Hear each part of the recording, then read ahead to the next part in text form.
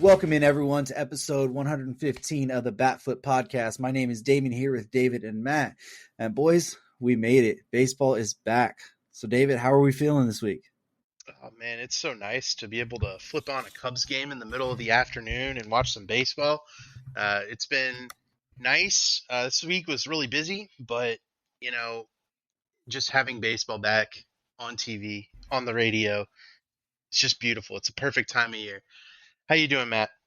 I'm doing pretty good. I would say the same thing about the Braves games, but Bally Sports is terrible, and they're broadcasting 7 games this year, so that's kind of rough. But I've been able to watch a little bit of baseball. There was a game on ESPN today, so that's been a lot of fun, just having something on in the day, and I'm excited. I'm ready to get talking today. I know we got a long episode, so I'll push it on over to you, Damien. How are you doing? If we were recording this episode about 24 hours ago, I'd be doing a lot better than I was today, considering my starting shortstop probably tore his ACL in spring training in his second game. So that's not fun, but it is exciting to have baseball back. I think at one point I was watching 9 games at one time this weekend. It was a lot of fun to do that, and just happy that it's back, and to reward ourselves that baseball's back in our podcast, we're going to start talking about the Oakland A's. All right, let's move on to the Texas Rangers then. Oh, come on. We got to talk about the A's a little bit. I mean, Do we? Do we? I mean, yeah. I like Las Vegas, so I mean, That's a good one. But yeah, right. I guess we go ahead and start with you, David. Who do you like on this team? Nobody. But I guess for the sake of the podcast, I'll go with Shintaro Fujinami. He's a import from, I believe, Japan. Looked pretty good over there. Had a 3.17 ERA through his career over 10 seasons there. Believe he throws 100. So just excited because we've never seen him. I'll probably tune in for a start or two of his, but the Oakland A's don't give me much to be excited about. So I'll pick the one guy that we've never seen in the majors yet. Yeah, I like him too. I think that'll be a good pick. I think I read somewhere where he was potentially going to be posted like 3 or 4 years ago, would have gotten like a huge deal, and they never posted him or something. I'm not quite sure, but he didn't sign for all that much this year, so it's kind of head scratching why that wasn't. But it's also a 1-year deal, so he may be on the market, as it were. Yeah. I like Trevor May, one of their free agent signings. He'll probably close games, but they, at this point, we don't really designate closers. Trevor May's a late inning guy, but moving over from the Mets and having some playoff experience and just a long career, I feel like Trevor May is going to be a nice anchor for their bullpen. He's always been one of my favorite like content creator types. So big shout out to Trevor May. He's a good dude, and hopefully he can help them out. I know it's going to be a tough season for him. Yeah, I was going to say, you actually have to lead games to have a closer. Yeah, I was going to, and then you started talking about playoff experience. Yeah. I'm like, man, you're just losing me now. Yeah. There's just experience. Hey, it's experience. He sounds like he'll be a more valuable piece to move at the deadline, which is really what this team needs. So, anyways, Matt, who do you like or enjoy this season for the Oakland Athletics? It's more of who do I enjoy following than actually like, but I think I like the Estuary Ruiz. I'm sure guy. You do. The main reason you got Sean Murphy. Well, I mean, not really, but I mean, they could have just kept William Contreras, but yeah, I mean, he's interesting to me because he's put up unbelievable numbers in AAA. And with really good plate discipline numbers, and he just hasn't put it together in the big leagues, which he's only played 17 games. But this is a guy who's put up a 134 WRC plus last year in Milwaukee in AAA before the trade.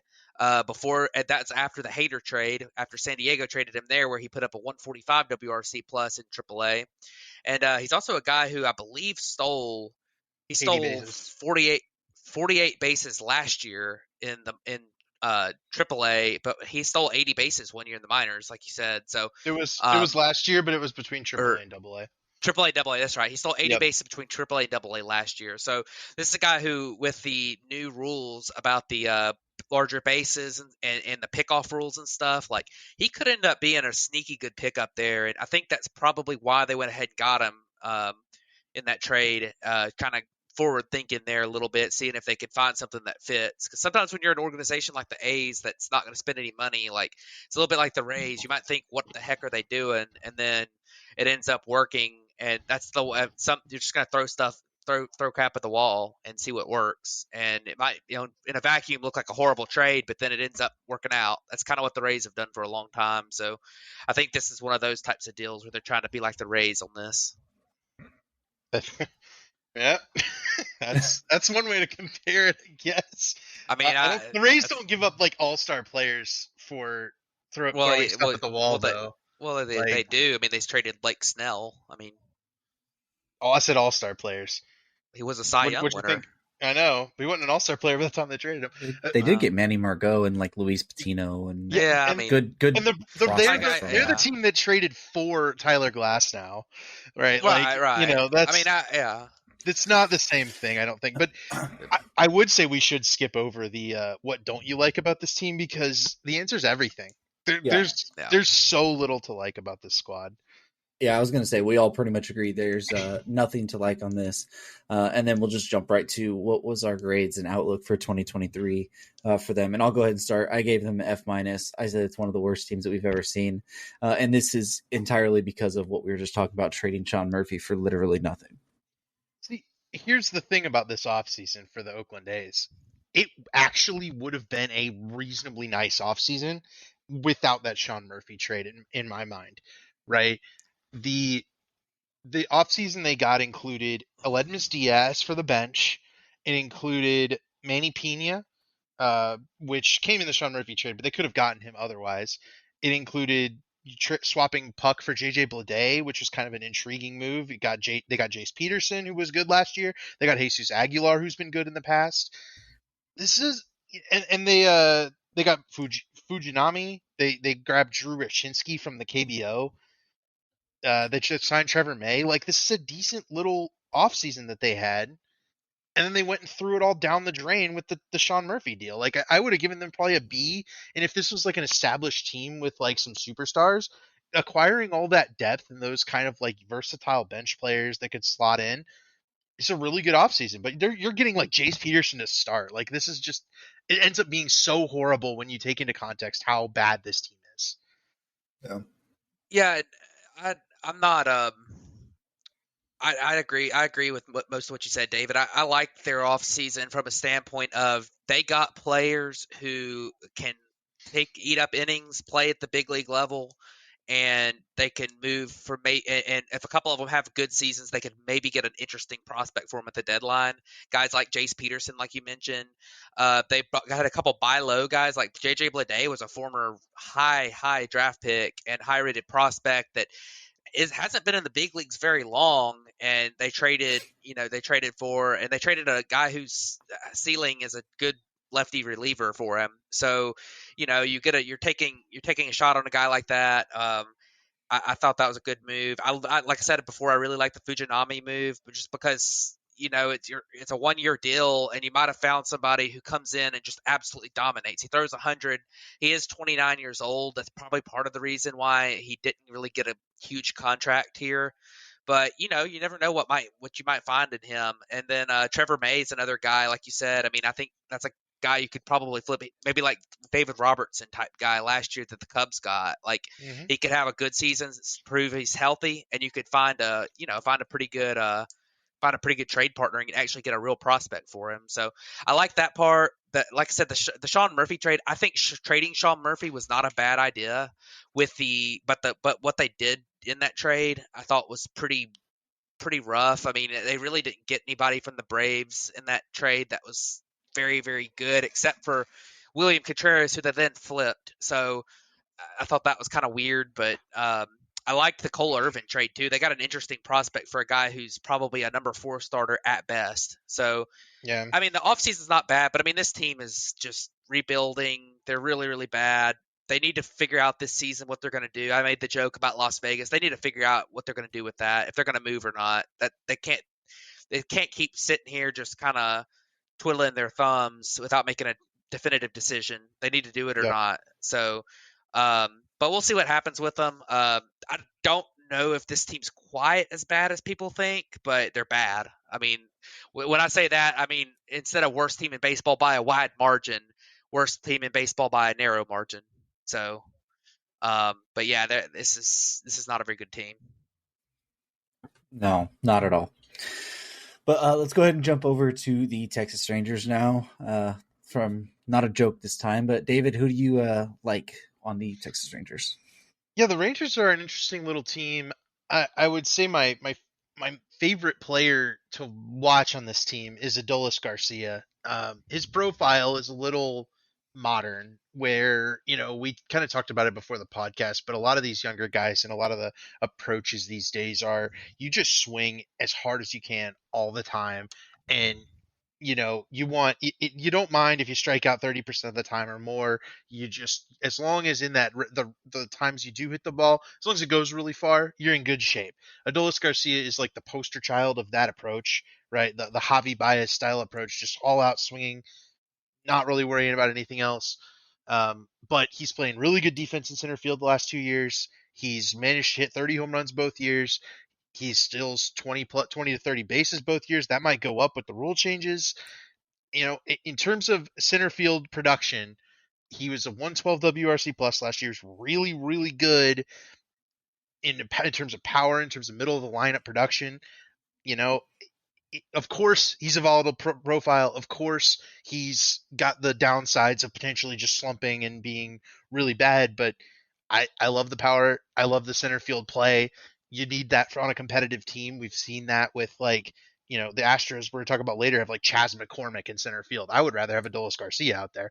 So I think he's a fun player. I think he's good for baseball. I think he might steal 40 to 50 bases. And if he has like a 30 to 50 season, that would be really fun. So I don't think that's out of the question. We'll see how it goes with these rule changes, but for now, yeah, that's my guy. So Matt, who's your guy that you like for the Rangers? Yeah, I went ahead and just picked Jacob deGrom because I think that when he's healthy, he's still the best pitcher in the game, and that by all accounts coming in, he seems to be pretty healthy so far. I know there was a little people panicked because there's something that they said, oh, he's not feeling great or whatever, but he's been fine.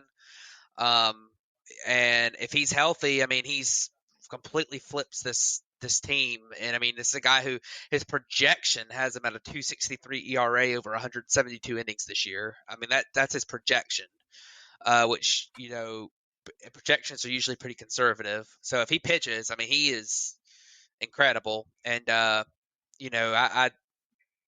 hope he stays healthy. It was an aggressive move to go get him, and I really like him, and I'd like to see him do well.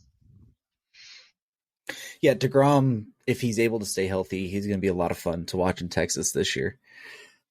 But for my guy, I went with my Dodger bias on this one, but it's Corey Seager. I know we're gonna surprise. Yeah, I know, right? I know we're gonna wear this term out a lot, but I think Corey Seager with the reducing of the shift, if you want to say, I think he's just going to light it up even more. I mean, this is a guy we've seen hit 300 with the old shift rules already, and then he went to Texas this year, and I believe it was like 245 is what he ended up batting. But they said with these rules in play, he would have batted like 280 something still, and he hit 30 homers. Like if he's able to stay healthy for a full 600 at bat season with these current rules, I mean, you're looking at a guy who could potentially win a batting title while also hitting 30 homers, and that's exactly what they're paying for, and it's what this team is going to need, because they're going to need Semien to bounce back, Seager to do that, Lowe to have that season, and then Adolis to have the season that David's hoping for, to have a chance in this division at all if they want to. Yeah. But so let's jump over to players that we're worried about, or groups that we're worried about here, because David, you and I are kind of on the group train here. Yeah, kind of. But the the thing about the Rangers is that their Achilles heel last year was their pitching. They had a really good offense with Simeon, with Seager, with Nate Lau, like you said, but that pitching wasn't good, and so they went out and they got additional players. And I'm trying to navigate back to those additional players. I know they went and got DeGrom, DeGrom. They went Eovaldi, and got Eovaldi. Odorizzi. Yeah, Odorizzi, that's the other one. And this is that's a pitching staff that is very up there in age. They didn't really, develop Jack Leiter very much. Kumar Rocker's still going to be a ways away. So you're relying on, Martin Perez to replicate his season last year. You're relying on John Gray to get back, and he's already, a little worrisome in spring training thus far. Eovaldi, he's 33, but you want him to stay healthy. Keeney is a big question mark.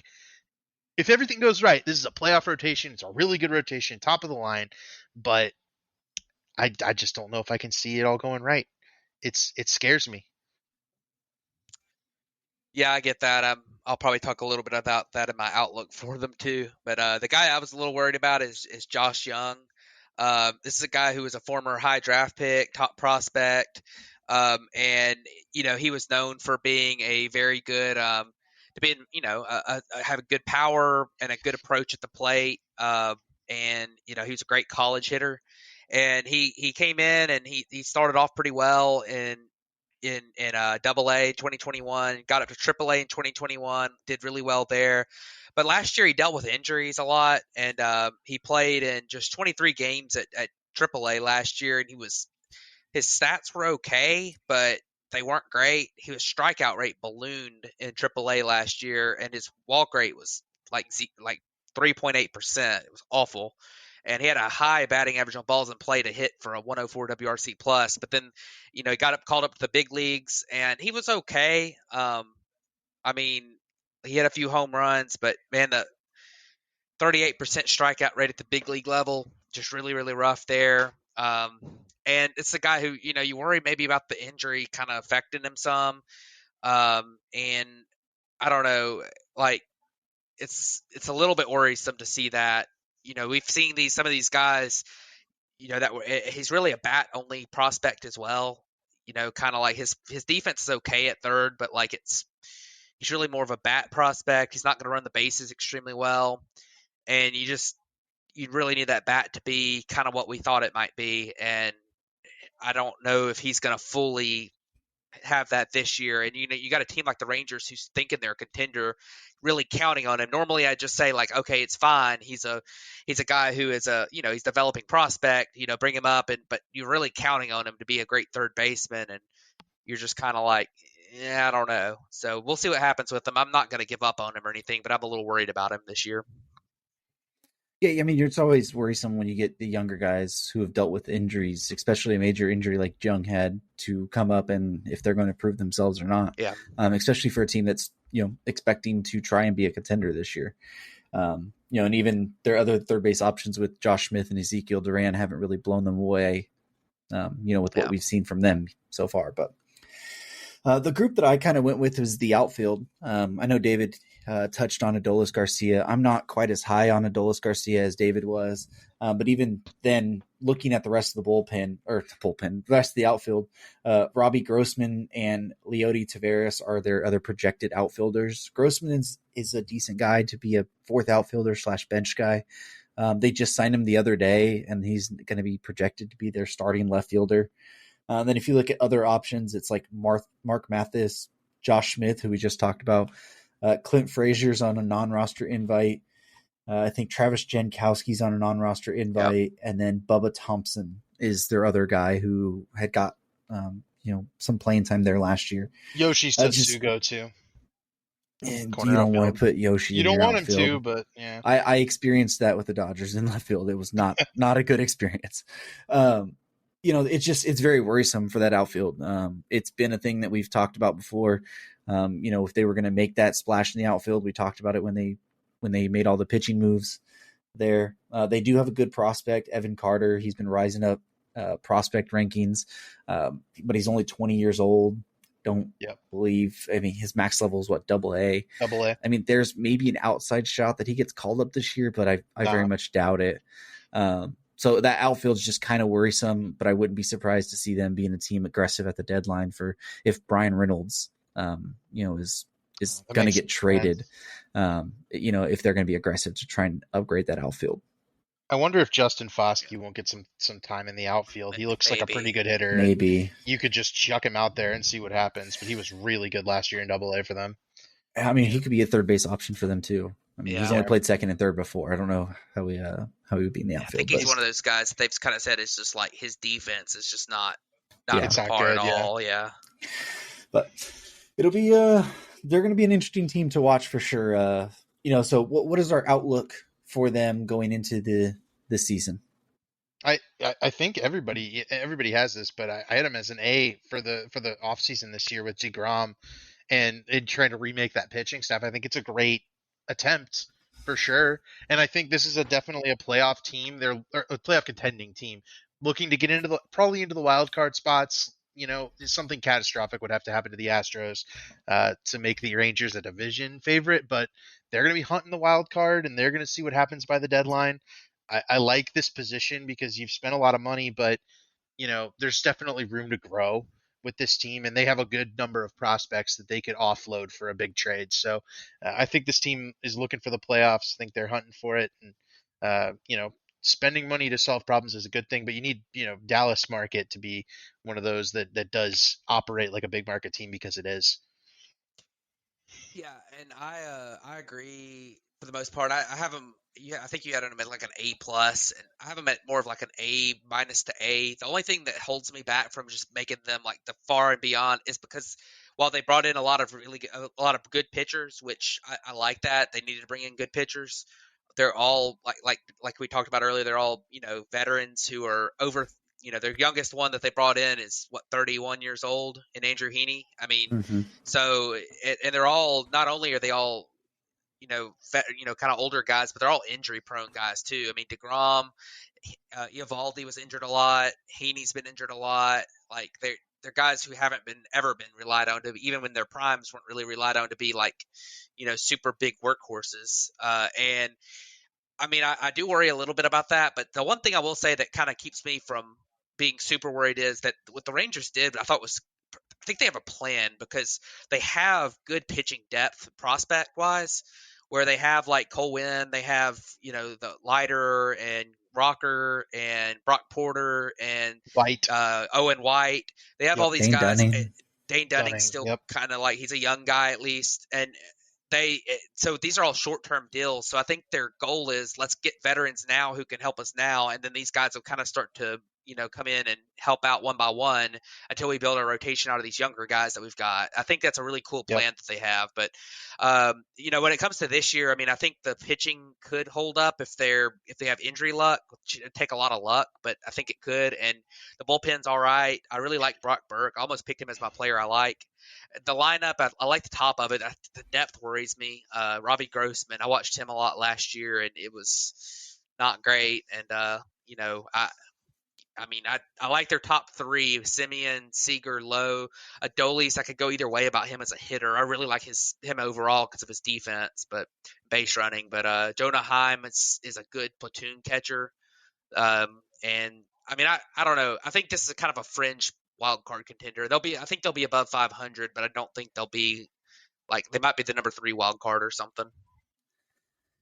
Yeah, I have them as A for the offseason as well. And along the same lines of being a fringe wildcard contender there, it's going to be extremely interesting in the American League this year because you have 3 teams in the AL East. You have 2 to 3 teams in the AL Central, depending on how you think of the White Sox and what they could potentially do. And then you got 3 and potentially 4 teams in the American League West that can make an argument that they should all be at least a wild card contender, if not, obviously, their division favorites, which we'll get to here in a minute. But they're going to need a lot to go right. They're going to need that pitching to stay healthy, and they're going to need some of their young guys to really step up, to really make that push there. But so I think if everything goes right, they could be a wild card contender. But at the moment, with all the ifs or what they would need to go right for them, I have them kind of on the fringe that wild card contender status. But let's go ahead and jump over to the Los Angeles Angels. I guess I should just say Anaheim Angels. I hate that they have Los Angeles in there, but it's so stupid. David, who do you have for the Angels? And and just a preference before we get to it, we're not going to talk about Mike Trout and Shohei Ohtani because, of course, we all like them. Yeah, it would be them too, and they're astronomically gifted. As they go, the Angels will go this year, but as we've seen, that hasn't been enough. I really like their bullpen signing Carlos Estevez. He was probably my number one guy I wanted for the Cubs this offseason in terms of free agent signings, and the Angels picked him up early, and they gave him a hefty deal compared to what the relievers are getting right now. They clearly like something about him, and I think pulling that guy out of Coors with a 99-mile-an-hour fastball, and in theory, enhancing his breaking stuff just simply due to not always having to play elevation is really going to help him out. And then you're probably going to put him in the closer's role since you gave him some pretty big money. I think he's going to excel there. He's a really big dude, pretty imposing on the mound. I think he's the kind of guy who could potentially get kind of a cult following pretty quickly here and kind of, be an impact closer. Maybe not exactly like Diaz from the Mets, but if he could get a good walk-up song or something, create some energy for this Los Angeles Angels organization. I mean, they haven't had anything going for them. They've got the two most exciting baseball players on the planet, but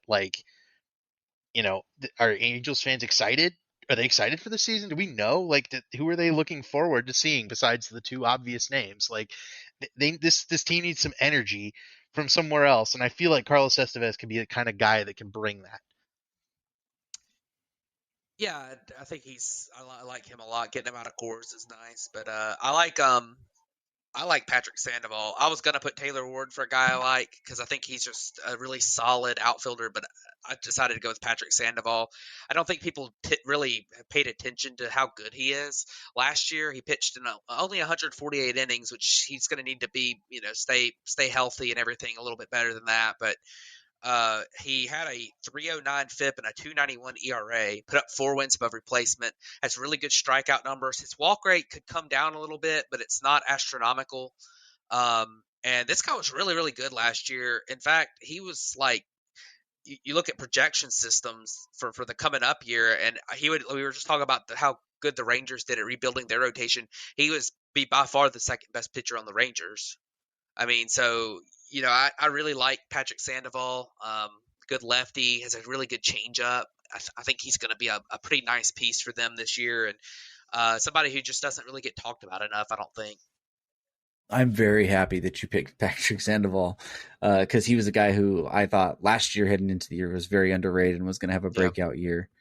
So it was good to see him, do that. And I really do think that he is going to have another great year. But the guy that I went with is Logan O'Hoppe. I'm not sure exactly which way you say it, but he was the catcher that they acquired in the Brandon Marsh deal at the deadline last year from the Phillies. There's already been reports that he's going to be Ohtani's catcher every single time that he's going to pitch this year. And for a rookie, that's extremely, valuable or extremely impressive, I should say, to immediately come in and be a personal catcher for Ohtani at least. It was very, very limited time last year he got the majors. It was only 16 plate appearances. My only thing to take away from it is he didn't look like he was getting blown away. He didn't slug, but he didn't look like he was completely overmatched there. And then if you look overall through it, he was about a 290 average of 26 homers and about a 420 on base overall through his AAA double A stats last year. So I think coming up here this year, being a young catcher for this team could be a guy like what David was saying to bring some energy. I mean, if you can get a guy who could hit 20 homers, play really good defense at a catcher spot, and just, overall, what he's shown so far is if he's able to bring any of that to the majors on a consistent basis, he's a young, fun guy to look for. Yeah. So, David, who do you have that you're worried about for the Angels this year? I gotta change it because as much as I was looking at Taylor Ward here while we were talking, and he was originally the guy that I chose to not like. I thought his second half was worse than it was. I was wrong, so I'm swapping off it because Anthony Rendon has not played more than 50 games in each of the last 2 seasons, and that's not good. Anthony Rendon, when healthy, is one of the best third basemen in baseball, but he hasn't been healthy in years, right, since 2020. So can Anthony Rendon overcome those physical gremlins at this point? But even the last 2 years, even when he has been playing, it's clear that he's either been affected by injury or decline because, you know, he has just simply not been effective even when playing. And he's penciled in like the 4 slot for the Angels. It's like he's very important to their success. Maybe they need to put him at DH and put Drury at third base or something to that effect to try to get more production out of Anthony Rendon at this point. But it's just been a long time since Anthony Rendon was one of the best hitters in baseball. So, you know, I'm worried that they're still going to have to rely on him. But him being the biggest worry isn't the worst thing for this Angels team. It kind of feels refreshing that the only thing they're worried about is Anthony Rendon.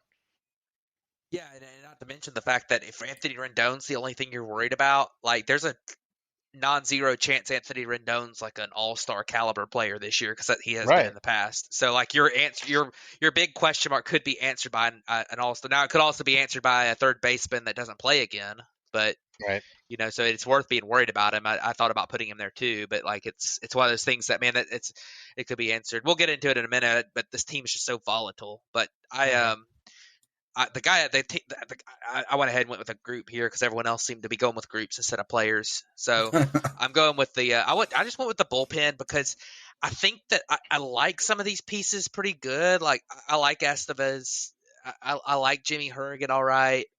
I like Matt Moore, okay, but it just feels like there's a lot of volatility with those types of guys. And I know bullpens always have lots of volatility. That's a normal thing, but the depth here just isn't like there's not, 8 guys of which you're pretty sure 2 of them are going to be elite and then like 2 or 3 of them are going to be pretty good and then or there's a group of like 5 of them who could be good, could be not. A couple of them will hit, a couple of them won't. Like it seems like this entire bullpen is guys who could be really good or could be not great. And the upside of it's not like I don't see a guy here that I think is going to be like a shutdown closer. Uh, you know, I, it's possible. I mean, Estevez probably has the best stuff to be that, but I don't know. I mean, I worry about the rotation depth too. I mean, but just kind of the pitching depth in general. I think they did some work here and got better, but I do still worry about it, and it might just be because of the names that aren't super attractive to me. That some of these guys like Jimmy Herget and were was really good last year, and Estevez was really good last year, and they're just kind of not huge names, but that could be part of it too. But man, it just doesn't seem like it scares me very much. Here's what I'll say before I hand it off to Damien quick. I think this is a regular season type of bullpen, one that Absolutely. excels in the regular season, but when you get to the playoffs, doesn't scare you. That's how I feel, and it makes me think that if this Angels team is in it down the stretch, they're going to make an addition to this They bullpen to could. try to improve it. But I think it's a good regular season bullpen. Okay, go ahead, Damien. Sorry. No, yeah, I mean, I was gonna basically say along that same point, like it's a very, very solid bullpen, which is something that Angels fans have not been accustomed to. I don't think ever, really. Not If since you look Troy at, Percival, I mean, yeah, I mean, but how long ago was that? 2002. Looking at 2022 stats, nobody in this projected bullpen had an ERA over 4, and only 2 of them had an ERA over 3.6. I mean, I guess Tepera was at 3.6, but overall, one guy had under 40 or at 40 innings, and everybody else had at least 50 or more innings pitched with those stats. So it's not like it was a small sample size. It was a decent sample size for relievers. Even Aaron Loop, who had a 3.84 ERA, I would assume he's probably going to have a little bit better than that. I think the bullpen overall it's a really solid group for a regular season. Like David mentioned, and that's exactly what they need to try and help them make that push. To be a potential, playoff contender. But the one I went with was Jared Walsh. We've seen Jared Walsh have really, really good years, and then last year was downright awful. I mean, in 2020, it was 293 with 9 homers. Obviously the shortened season, but a 150 WRC plus. 2021 was 277 with a 340 on base, 29 homers, and a 126 WRC plus. And then last year was a 215 average, a 269 on base. He still hit 15 homers, but a 78 WRC plus. Now, is that due to some injuries that were nagging him?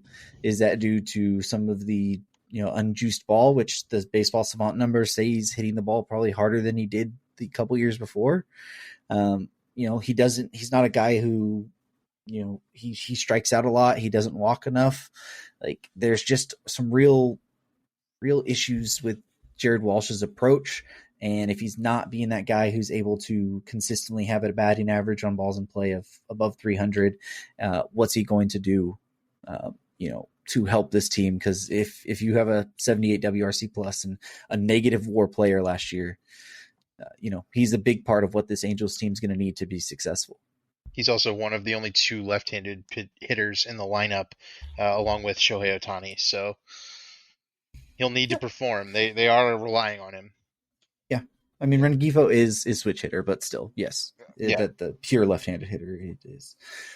But so what is? We'll start with David. What are your grade and your outlook for the Angels this year?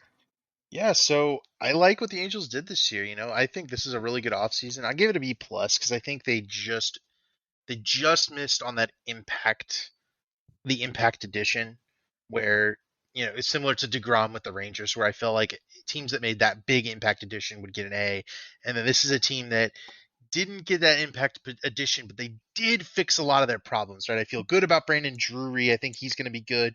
Hunter Renfroe is very solid for what he is, which is like a 115 WRC plus guy, low batting average, high slug, good corner outfield defense. And then I like Rengifo was really good last year. I think he may actually be nice, but they've got Gio Urshela in a trade. He'll play the bench. Tyler Anderson was one of the first signings, and he declined a qualifying offer to come to the Angels. They spent a draft pick basically on Tyler Anderson. So I think they really like something there. And then obviously Estevez. This is a team that has a good foundation here for the first time in a really long time, at least since Mike Trout's been there. Where this is a well-built team. They've spent some money, but they've also got some really, really skilled players. And in what is maybe the last year of Shohei Ohtani, they really need to have a successful season. And I actually feel like they're geared up to do that. I think they'll be in playoff contention all season. I think they'll be able to make some additions at the deadline. The back half of the rotation is not great. The bullpen has maybe some question marks at the top end, but the lineup feels pretty good, and you would hope that maybe for once this is a team that could actually support Trout and Otani's excellence. Yeah, I'm on a similar page. I gave them a B for their offseason. I thought that the guys they added were good, but again, I agree with you. I think this is a team that might have needed a. It's hard to say because the problem the Angels have had is they keep trying to chase after a star player instead of adding lots of good pieces. And this is what happened with them with Anthony Rendon. It happened to them. I mean, ever since Artie Moreno's been there, they've been trying to get a star in there. And Albert Pujols was a bad contract for them. Obviously, a fantastic player over his career, but none of these guys they've kind of gone after have worked out, and they've ignored depth for like the entire time that he's been around. Artie Moreno's owned this team, and I think that the good thing is that this year they kind of went back on that. They kind of added depth, and I would have liked. I didn't love all the pieces they added, but they added a lot of guys. I mean, Hunter Renfroe, like you said, I feel like this team needs more contact in their lineup. And Hunter Renfroe is not that, but he's a good player, and they needed to add good players. Brandon Drury is kind of the same way. Like, he's a good player. They needed to add good players. I like that. I mean, not really offseason, but I really liked Logan O'Hoppe addition for this year. I think he's going to do well. Gio Urshela, I guess he is kind of contact. I like him. Tyler Anderson, I don't love. I feel like I would have liked to have seen them get one more starting pitcher, or maybe get a starting pitcher that was a different one from Tyler Anderson. I think he's fine, but I didn't love like the pick of him. I like the aggressiveness to go out and get a guy that you really like. But I mean, I give him a B. I think this is a fringe playoff contender. The injury concerns are there. I mean, you've got injury concerns with Rendon. got injury concerns with Trout. And I mean, I know Otani's had 2 healthy seasons in a row, but man, you still got injury concerns with Otani because of just the way that he plays with pitching and hitting. He's had those issues in the past, and if there's a player in baseball that, everyone talks about how Shohei Otani's a guy like he should get paid $50 million a year because he's basically like having 2 players. Well, if he gets hurt, you're losing 2 players at one Yep. time too. So that worries me a little bit. And I mean, I like this team. I think they could end up being like they could even be with Trout and Otani, and if Rendon is actually like fully back to being healthy this year, and the pitching hits, this team could be a close-ish to the Astros. But I just don't expect all that to happen. I mean, that would take a lot to go right. Like the ceiling is Yeah. very high, but the floor is also like Trout has his back issue pop up. Otani has an elbow issue, and they are in. Well, they won't be in last place because of the A's, but they're in 4th place again. Like, I mean, this is a really hard team to judge. But I'll say that something in the middle, somewhere in the middle, happens, and they're close to the wild card. May get that 3rd wild card, may not. But this is a better team than they have been the last few years. You two have drank the juice this year, and I'm not doing it again because I've done it for 2 straight years, I know. and it's bit me in the ass every time. So I am not doing it. I've never drank the Angels juice for what it's worth. I have. All right. This is I don't know if it was last year. Team. I don't know if it was last year or 2 years ago. I said that exact same thing, and I said they were going to beat the Astros in the division. Okay. I think it was last year. Well, I didn't say that. I don't know if it was last year. I think it was 2020. I think crazy. last year I said the Mariners. Maybe. But anyways, I gave them a B. I think it's a really solid team. It's the first time, like David said, they've had a competent team around Mike Trout and Shohei Otani since they've pretty much been here. I think there's a time when right now you can look at their lineup and say all of those guys are very valid major leaguers. And you could look at their bench and say you have probably 3 valid major leaguers there as well, at least. You look at the starting rotation, you could say you have about 4 to 5 guys who should be in a major league rotation. You have a bullpen where you say you have at least 5 or 6 really competent major league bullpen arms.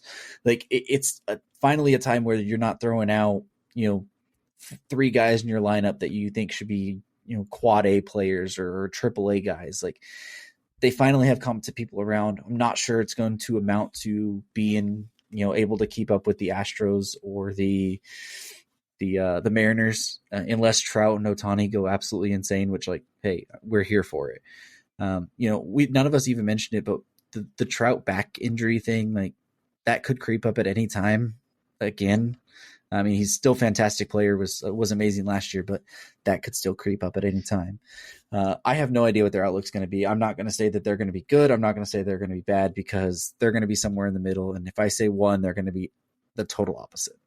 So I just hope they have fun playing this year because that's all I hope to see. I just hope we all have fun. I like it. I just hope we all have fun. Baseball will be played in Los Angeles and in Anaheim. There will be real baseball in Los Angeles. Maybe if you want to see not if they keep tearing their ACLs. Ooh, can I kick David out of here? No, forget.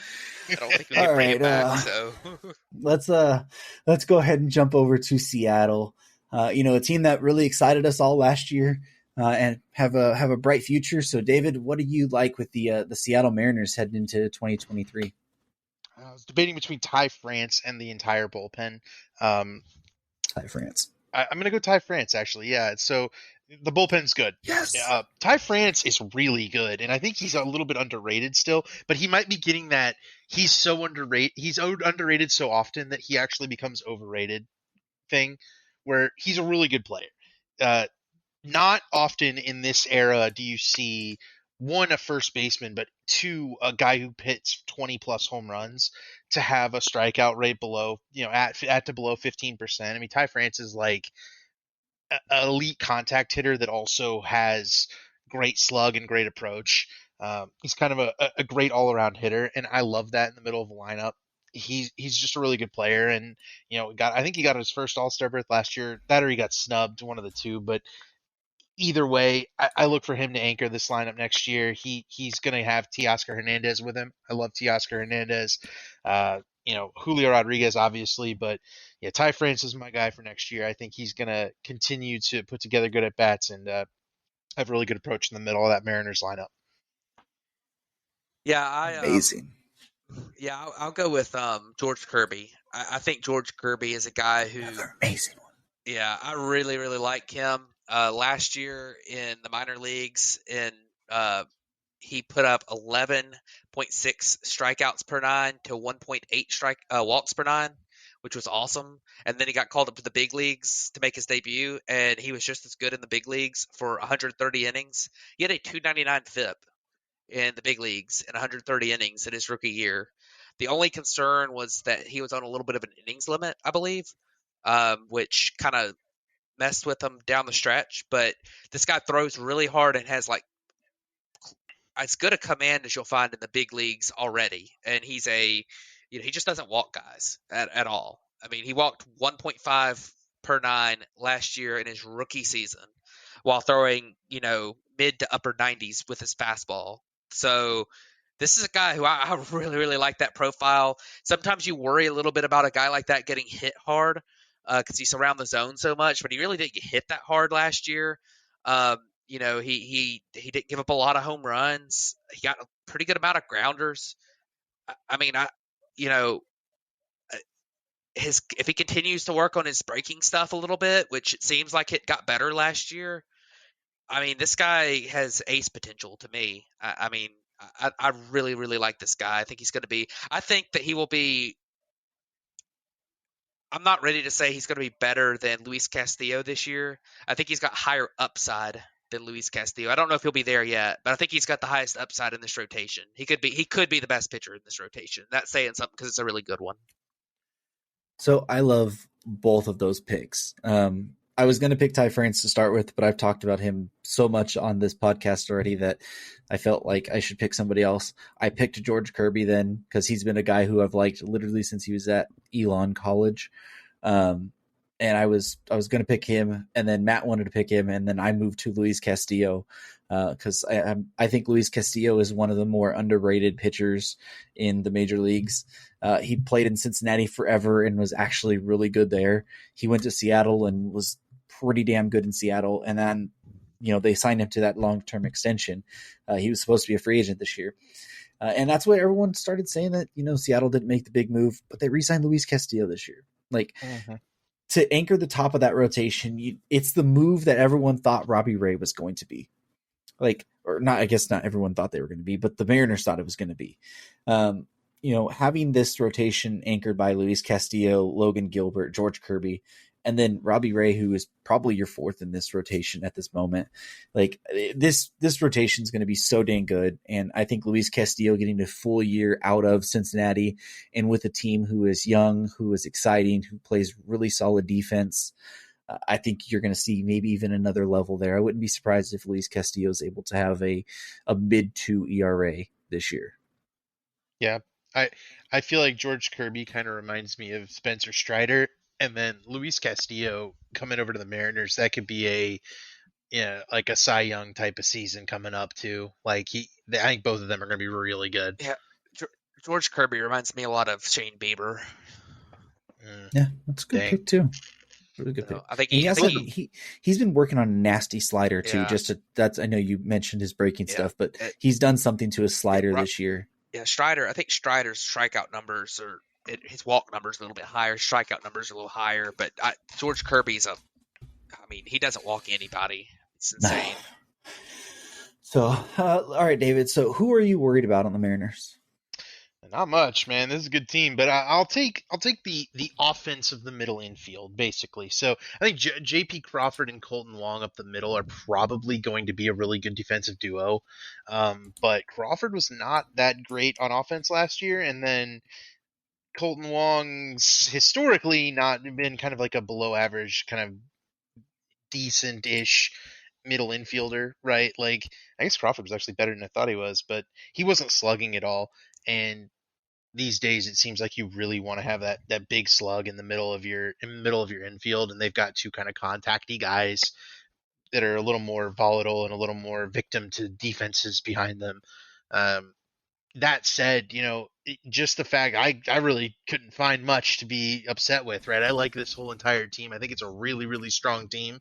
I think overall these guys will be good, but I think, if the Mariners were looking to upgrade somewhere, it's this or it's what Matt's going to talk about. Basically, there's not a whole lot of places to upgrade. Yeah, and speaking of what I'm going to talk about, I'm going to talk about Jared Kelenic because this is a guy who pretty much everybody thought was going to be an elite outfield bat, a corner outfield bat, and when he was a prospect, he came up through the Met system, was traded in the Edwin Diaz Robinson Cano trade. People clowned the Mets for trading him, and at the time it felt like they should, and he continued to mashed his way through high A, double A, triple A, got to the big leagues, and then just completely forgot how to hit. And his strikeout rate in the minor leagues was really pretty solid, with the exception of just 46 games at high A in 2019. Like, other than that, like, he was below 20% at every stop or right at 20% or below at every stop in the minor leagues. And in 2021, at the big league level, it was 28%. And then goes to 2022 after he kind of felt like he might have gotten a little bit better down the stretch of 2021 at the big league level. Maybe he was finding it a little bit. 2022, I mean, he had a 55 WRC plus. He had a 34% strikeout rate, of 141 average. I mean, I'm not a big batting average guy, but you can't survive in the big leagues hitting 141. And AAA though. I mean, AAA last year he had a 123 WRC plus, which is good. Maybe not as good as his numbers had been in the past at AAA, but it was good. And he hit 18 home runs in 86 games at AAA.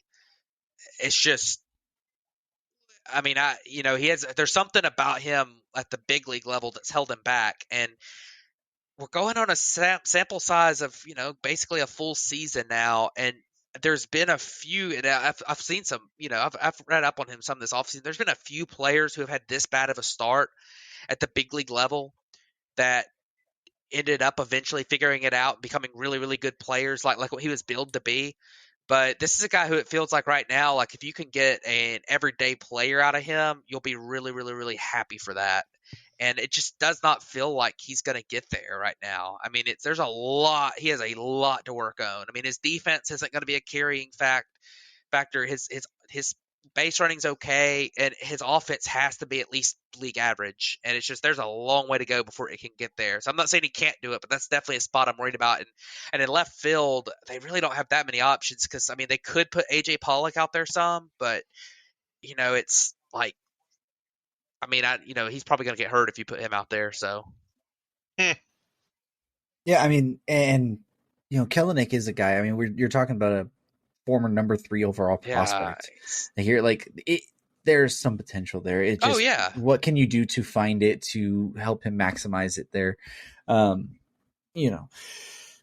guy that I ended up going with, it's not a very big problem for the Mariners. It's just a guy who I just don't really care for all that much, and it's Marco Gonzalez. He's their number 5 starter who had a 4.13 ERA last year, but over the past 2 years, he hasn't had a FIP under 5. Last year, he was down to like 5 strikeouts per 9 as well. I mean, he's never been a big strikeout guy, but I mean, he was down to like 5 and still walking 2.5 per 9. They have a very clear fix. They have Chris Flexen right there that they're projecting to be in their long relief situation in the bullpen. I mean, the one thing about Gonzalez is he's a workhorse. I mean, he started 32 games last year, had 180 innings pitched. Like, he'll get you innings. They're not going to be, great innings. They're just going to be a very mediocre, I should say, bit of innings there. And if you're worried about a number 5 starter on a team, then what worry really is there? But I just wish they would have thrown Chris Flexen in the rotation rather than Gonzalez. He already got lit up in spring training. I think he hit 4 runs in his first inning or something there, and then it just he's not a guy who you should be very high on or have in your rotation. But they're probably going to want to trade for a guy to kind of fix that 5 spot, if I had to guess. I mean, you don't even have to. You have Flexen right there, who's been pretty solid in his major league time. Like, he had a 3.7 ERA last year in 137 innings. Just give him the opportunity DFA Yeah, I Gonzalez guess. and move on with it. Yeah.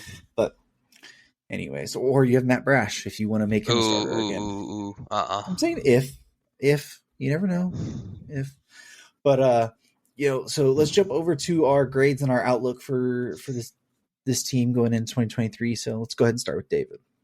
Yeah, I gave him a B minus, and I think that might even be a little generous to what I feel their offseason was. You know, they lost Mitch Haniger, they kind of replaced him with Teoscar Hernandez, who I really really like, but Haniger was a leader for that team. Um, but this doesn't feel like a team that needed to do a whole lot, right? They also get Colton Wong, not my favorite, definitely on my worried list, but like I said, this is a team that's really good. They didn't need a big move by any stretch of the imagination to be a contender this season. They made the playoffs last year. They were the only team that gave an Astros a run for their money, really. So I like the way this team is built. I think they're going to be really good going forward. They're very young across pretty much across the board. The pitching rotation is so strong. I don't think they've got enough to get after the Astros for the division, but we'll talk about the Astros in a little bit.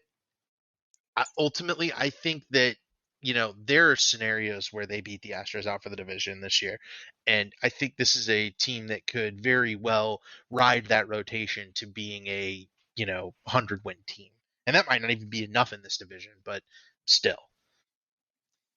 Yeah, I'm on the same page for the most part. I think that their offense, their offseason, I gave them a B, and probably the reason I gave them a B, where you give them a B minus, is because I do like Colton Wong. I think he's gotten to where he's an above average hitter rather than a below average hitter. His 3 out of the last 4 years, with the only one that he was below average being the shortened season, and he's still a good defender. Last year, he was really good offensively. Last year, he had like a 115 WRC plus, and for whatever reason, just the defensive metrics hated him last year. Whereas in his career, he's been a really good defender. So I liked that ad. I thought that I mean, AJ Pollock was a fine ad for me. Teoscar Hernandez, I think, is going to be kind of a wash with losing Mitch Haniger. I think they're similar types of players. They hit the ball hard, decent on base. They're going to slug pretty well. I think that, I mean, I would have given them.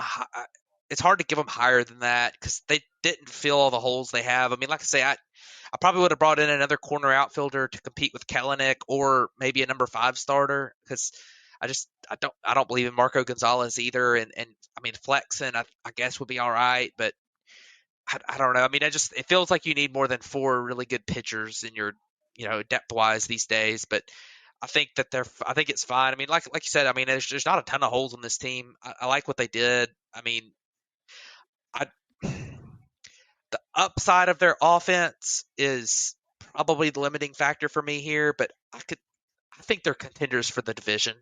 I think they could be close to the Astros this year, especially if Julio Rodriguez takes that next jump.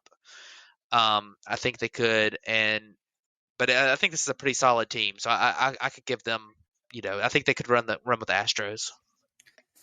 Even saying that Julio Rodriguez might take another jump is absolutely insane because He Yeah, what really he could. did, I what mean, he did last year. I I know, know, but and it's like his plate discipline wasn't good last year. If his plate discipline with just a little experience gets better, like my God. oh yeah, like it's insane if he's able to take another step forward at all. But overall for this team, I gave them a B as well. They re-signed Luis Castillo.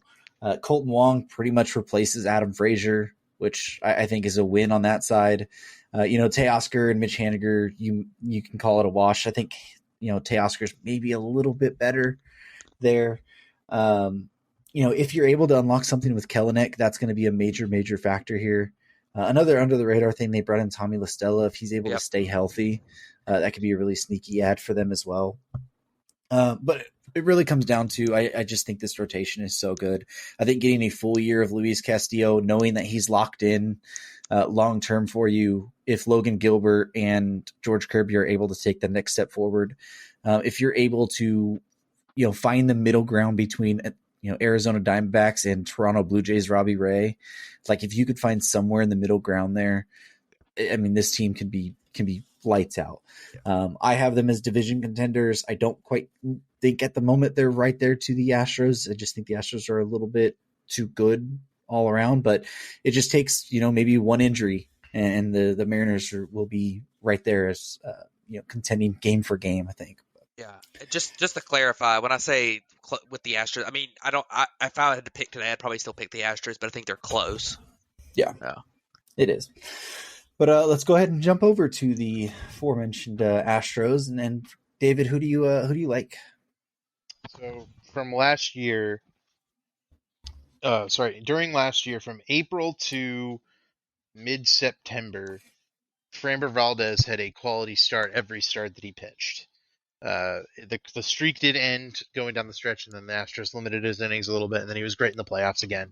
But he's taking over for Justin Verlander as the ace of the rotation, and that's a guy that is going to have to anchor, maybe even step up a little bit more. And he just seems like an innings eater, though. He's so tough to square up that he's leading a young rotation, which is wild to say given the strength of this Astros team has been in its pitching. But between him, Urquidy, Christian Javier, Luis Garcia, this is just a group of guys who are young and talented. And Hunter Brown too. Like Framber's going to have to be the ace of this group and the guy who kind of steps up and leads. But this pitching rotation just looks so strong on paper. When we get to the the thing I don't like, I'll talk about after it. But these five guys are really, really strong, and Framber is maybe one of the most underrated like starting pitchers and like ace level starting pitchers in baseball, just because he's so reliable at grabbing that quality start, going 6 innings, that depth, keeping that bullpen fresh. It's so valuable to have that. Um, there's not much question as to whether or not he can keep it up because, I mean, he did it all year and he almost never got squared up. I just feel like he's very, very reliable to pencil in for a ton of innings next year. Maybe one of the only guys you could think that'll hit 200 innings next year. Yeah, a couple of little things on Framber and the rotation. Every single one of these rotation members was either drafted or signed by Houston as international free agents. All 6 in the potential with McCullers if he gets healthy, which is pretty remarkable how well they've done with their pitching development. But the guy that I like is Kyle Tucker. I think that it's unbelievable that people don't talk about him in an elite tier like they should. Kyle Tucker, over the last 2 years, in 2021, put up 4.6 WAR, had a 294 average, 360 on base, 557 slug, and a 145 WRC plus. Last year, he was extremely unlucky on balls in play with a 261 batting average on balls in play, which might be partially related to the shift, which is gone, but he was even underperformed his expected metrics even with the 261 last year with the shift. And he still put up a 129 WRC plus and 4.7 WAR. This guy is really freaking good. He put up 25 stolen bases, 30 home runs. I mean, his projections have him as a 5-win or higher player this year. He's young. He's still only 20. He's 26 years old. He's still young. I mean, nobody talks about him. It's like he's an afterthought on this team. So I think it's just unbelievable that nobody ever talks about this guy. He's one of the best players in baseball, in my opinion. I think it's crazy, but yeah, Kyle Tucker is really, really good. You could make the argument that he is, right there with a Yordan Alvarez and Jose Altuve as leaders of this team, like for how good offensively he really is. And people don't talk about him in that tier. He's so underrated in my opinion, but for my pick, I picked Hunter Brown, but before I get to him, the one thing that went really unnoticed this last year, to most people with this Houston Astros team, because it kind of got thrown under the radar between Justin Verlander with his comeback from Tommy John and Cy Young season, Framber Valdez and the quality start streak, was just how good and of a breakout Christian Javier had last year. He's a guy who had been bounced back and forth between the rotation and the bullpen, even started last year in the bullpen. came out after he got put back in the rotation, had a 2.54 ERA, a 2.43 expected ERA, a 3.16 FIP, and a 3.53 xFIP for 3.4 WAR. He absolutely dominated in the playoffs, in the World Series. Had a no hitter into what, the sixth inning was it? Yeah, Sixth or seventh the inning? combined no hitter on the game. Right, but I believe he went into the Yeah, sixth or yeah, seventh. I yeah. don't I think know it's the six. there. Um, he had an absolute breakout this last year, and it's going to be fun to see what he can do, as a full time starter. But the guy I really did end up going with was Hunter Brown. Um, you know, a guy who came up last year, started a couple games, mostly out of the bullpen, only 20 innings, but he looked electric last year. His command, he still needs to refine that some, but in his 20 innings, he had a .89 ERA, a expected ERA of 2.96, and a 1.98 FIP. In his 20 innings, he had put up above a half WAR already. Like if he's able to do into a rotation for a full season. His innings will probably be limited, would probably be about 120 to 130, kind of what you saw with George Kirby this last year. But he's able to do a George Kirby level production. Obviously not the walk rate, but with the 3.3 ERA, like Hunter Brown's going to be a lot of fun to watch. But let's go ahead and jump over to what do we don't like about the Houston Astros. And David, what do you got? Oh, David, you're muted. I got it. The so the Astros baseline team, their 26-man roster is probably one of the best in baseball, if not the best in baseball, coming off a World Series championship. After that, it starts to get a little bit shallow, and I think it gets shallow a lot quicker than some of these other teams. The Astros do have the pitching development to have 5 homegrown starters right now, really 6 with Lance McCullers. That said, after McCullers, there's not really anything, and McCullers is already hurt again, and he has been very unreliable with making starts in his career. So you can't really rely on him. Hunter Brown's young, and if you have any injuries in that rotation, all of a sudden it starts to go from clearly one of the top 3 or 4 rotations in baseball to we're losing guys fast, and they don't have that much room for error, I don't think, this season compared to what they did last season. I think the Mariners are right on their heels at this point. So, and I don't think there's no other pushovers in this division, right, other than the A's, and everyone's going to get to play the A's the same number of games. So I just don't see a path for them to, blow the division away again by so much, just because the teams behind them are closing that gap. And if the Astros have any misfortune, it feels very, very open that they could, lose that big gap that they had last year, because it's already getting narrowed by the teams behind them improving, by the Astros really only getting Jose Abreu. So long way to say I'm worried about their rotation after, the 5 that we've talked about. Yeah, I'm behind you on that, David. I guess I'll get into it a little bit more when we talk about the outlook, but I 100% agree with that. But the position that I wanted to hit on here was just catcher in general. I mean, and it's not really that I'm worried about a specific player. It's just the fact that I just don't buy into Martin Maldonado as being a starting catcher. Like, even last year, they brought in Christian Vasquez, who was good for them. And I mean, I know Martin Maldonado started a lot late in the season in the playoffs and stuff, but he's also a year older. His defense is gonna decline at some point, and I mean, the bat is just so bad. I mean, the bat is 70 WRC plus last year. I would have added something where, if you have a pitcher that really wants to throw to Martin Maldonado, you bring Martin Maldonado in late in games, then that's fantastic.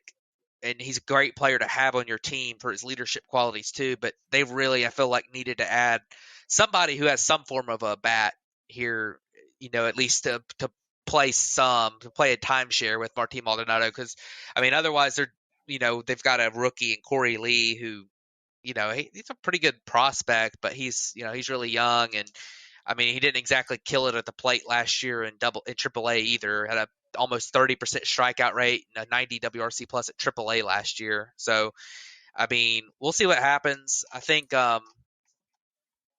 definitely think that they probably would have been better, well pressed to add at catcher, but you know, we'll see what happens going forward with them. We do know that they were involved in the Wilson Contreras Yeah, and Sean Murphy sweepstakes. Obviously, Murphy was going to be harder with them being in the division, but another one that would to go with maybe that backup catcher. I have seen that Yanir Diaz is battling Corey Lee for the backup catcher spot. He's been pretty interesting, actually a lot more interesting than Corey Lee has been. Last year in Double A, in 267 appearances, he hit 9 homers, batted 316, a 121 WRC plus. Went to Triple A, and in 219 plate appearances, hit 16 homers with a 294 yeah, average and a 121 WRC plus. He could be another interesting guy about maybe taking that backup catcher role and maybe even a starting catcher. So just wanted to highlight that one as well, because I did see that him and Corey Lee are battling for the backup catcher spot. yeah. But the place that I really went to is the bench depth. David kind of went to it, talked about their rotation, but it's kind of their organization wide issue. They are very, very good. They have probably the best, major league roster at the moment. But once you get past that, it gets kind of iffy. I mean, right now you're talking about your benches, either Lee or Diaz, who we were just talking about, David Hensley, Mauricio Dubon, and Jake Myers. That is their bench at the moment. And then you're like, well, who else do they have down there? I mean, JJ, how do you know how to say it? Matatevichev? I don't even know. Go ahead. Matajevic, right? What Matajevic? he said, I have no idea. I'm not even going to try it anymore. Joe Perez, Rylan Bannon, Blee Medeiros. Like, it's not anything good. They have the team that's going to help them if one injury is there to get by it. But if you deal with multiple injuries or you have a big injury for long term, you don't have anything to really help offset that at the moment. So the bench depth or overall organizational depth for me is what I'm kind of worried about with the Astros. But if everyone stays healthy, then who the hell cares? They'll be a potential World Series favorite again.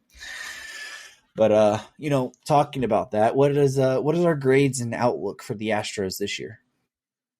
Yeah, so look, I think that the offseason's essentially stopping with Jose Abreu um, was one indicative of how complete this team already was, but you know, two, they really could have used some of those guys that signed with the A's, essentially. You know what I mean?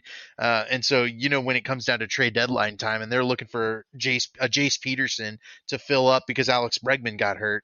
The A's are going to charge them a premium versus the other teams. So I, I just I don't like the offseason specifically because Jose Abreu is really good, keeps them from being like an F or anything, but they didn't really add to that depth. And we've been talking about it. It's definitely their Achilles heel here.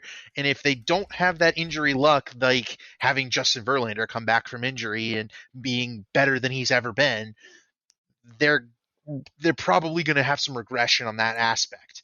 That said, we've been over it. This is maybe the best team in baseball. They're the defending World Series champs. They're going to be fine.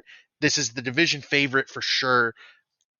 I'd say probably like a 60 to 70% chance they win the division again. Like a high percentage. If you're betting, you bet for the Astros, right? But I'm definitely looking at some much higher potential for injuries and other baseball related, age related things to crop up with this team that maybe haven't been present in the past. And that's aside from Altuve, Kyle Tucker, Jordan Alvarez, Bregman, those guys just being their solid selves. Yeah, I'm a similar page here. I liked some parts of their offseason and didn't like other parts. I like Jose Abreu signing because I think he basically is what you were getting out of Yuli Gurriel a couple years ago. And last year, Yuli Gurriel kind of getting up there in age, didn't really do very much. and you're kind of saying, okay, we're going to get Jose Abreu, who's kind of what Yuli Gurriel was year before last. He doesn't have the same power he used to, but he's still got good power, and he's going to hit for a pretty high average and get on base a lot. He's a solid guy pick up there. I liked re-signing Michael Brantley. I think he's still just a really solid contact hitter, and he's always going to be that. He's always been really good at it. And the things that I didn't like was, I mean, you lost Justin Verlander to free agency, and you didn't replace him. I mean, like that. You lost a guy who put up 180 innings with a 170 ERA. I mean, that's going to hurt losing him without replacing. I mean, you're replacing him with a prospect essentially. So, I mean, that kind of hurts. I thought they maybe could have added. I mean, like you said, the depth on their bench. I mean, I think this team's still very good, and they're my favorite for this division. But I do worry a little bit about that rotation outside of Framber Valdez is really good, and I'm not saying that I'm worried about them as in like I think they're bad or something. I think there's a top rotation in baseball, but people are calling them the best rotation in baseball, and I just don't quite see it. Like Valdez is really good. Javier has 1 year under his belt of being a really solid starter, but he's also a two-pitch guy, and sometimes those two-pitch guys, you have one really good year, and then teams kind of figure you out a little bit.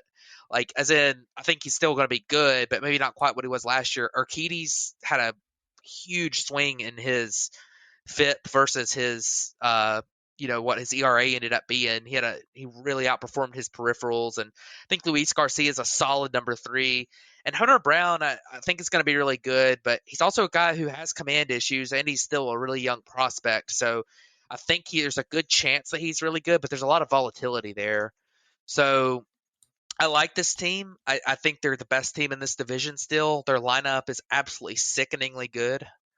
Their bullpen is still really good. I thought they overpaid Montero, but I still think they're really good. And, overpaying doesn't matter if it's not hurting you other places. But like you mentioned, I mean, the depth is just going to hurt for me a little bit. So I gave their offseason a C+ because I liked Abreu.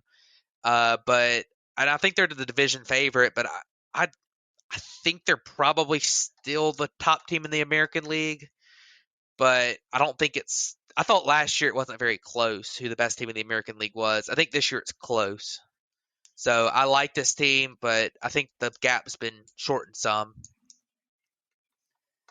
Yeah, so I originally had him at a B. I'm gonna change it to a B minus. I know it's not all that much different, but you know, looking at the offseason, they did sign Jose Abreu. You're basically, I mean, this team was the best team in the American League last year, and they were getting 88 WRC plus performance from Yuli Gurriel.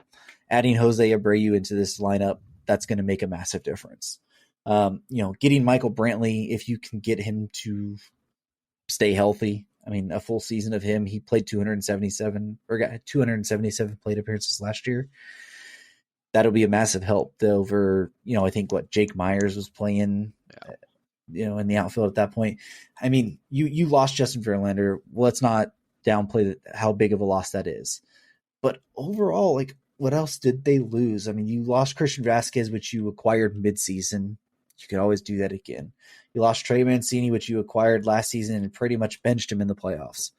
Well, Edmus Diaz, like, he played a little bit for you, but I mean, you got Mauricio Dubon, who could probably give you similar production. Will Smith, he's not even signed. Nico Goodrum is a minor league deal. Yuli Gurriel and Josh James. Those were the other two names they lost off their major league roster. They really didn't lose anything outside of Justin Verlander that is substantial to this team. And the depth, you can always acquire depth at the rotation or at the deadline. It's just the depth is the one thing that we're worried about. They can find a way to make that up. And I think the offensive production is going to help. The offensive upgrade in production, I think, is going to help the downgrade you had a little bit in the pitching staff. There a little bit. It's not going to totally mitigate it.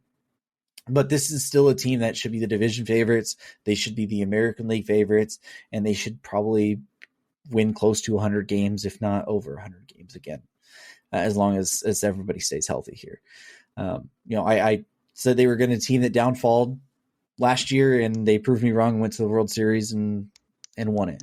Like, this team is just they're good. and there's not really much else we can say about it. But that's gonna wrap up the AL West, off-season recap, preview for 2023. But anything else you guys want to wrap up on before we close the episode out? I don't think we mentioned it, but the Astros bullpen is really freaking good again too. Yeah, so. it's good. We can't say enough times about how if everything breaks right for them, that's the best team in baseball. But they're going to need more to break right than they got last year. So I think that's a point that's been well made, well documented. And what are we next week? NL East. NL East. All right. Matt gets to talk about the Braves, folks. Yep. Yeah, we're each going to have an episode in the next 3 weeks. Yep. Let's go. All NL. So, but just for me, this division is really interesting to me. It's got a lot of volatility. This might be the most interesting division in baseball.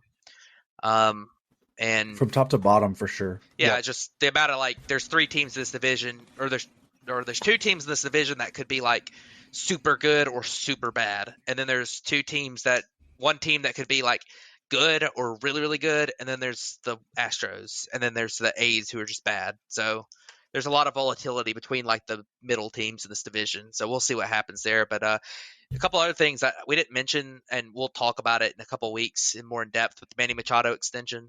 11 years, $350 million.